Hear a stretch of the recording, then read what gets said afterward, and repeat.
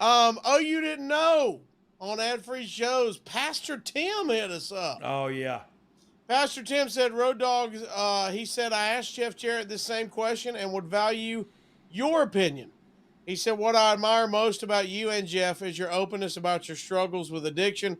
I believe anyone can find themselves in the same situation given the right circumstances. With that in said, what would you say to a family member that has a loved one dealing with addiction?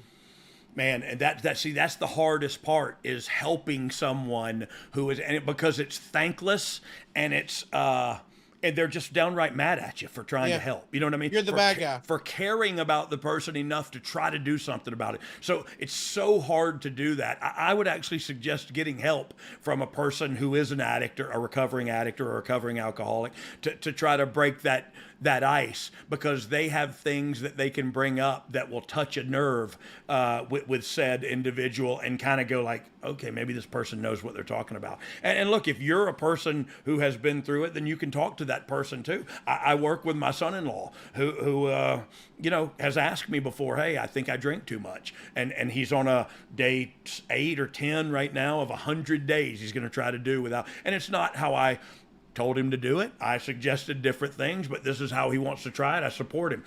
He asked for help as a man. You know what I mean? And that's so huge for a man to ask another man, especially his father-in-law. I just think it's huge, and I love the opportunity that I get to work with him. But yeah, talk to the person.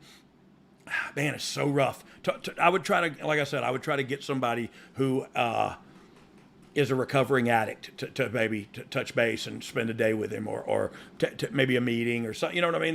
There's ways to do it where, because a family member, sometimes we treat family members the worst, and especially when we're using drugs and drinking alcohol. And so it could literally cause, tears in the family. I would dare to say use an outside mediator, but by mediator, I just mean recovering addict.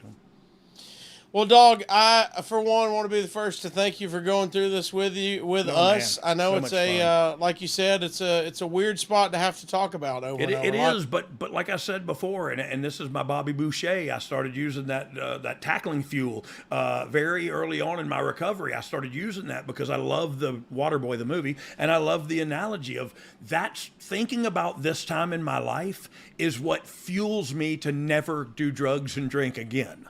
You know what I mean? Like that reality and that existence that I lived, and what a pitiful existence it was, is motivation today. And that's how I choose to look at it. Like I said earlier, I can cry, or I can beat my head in the brick wall, or I can take a step forward and use what I did wrong as moving forward power and moving forward knowledge. So I don't know. I love talking about it because it reminds me of where I've been, and it makes me thankful for where I'm at. Well, let's get there. We're going to end on the thankful minute. We still got Awesome. Top Dog. Let me do a little bit of housekeeping.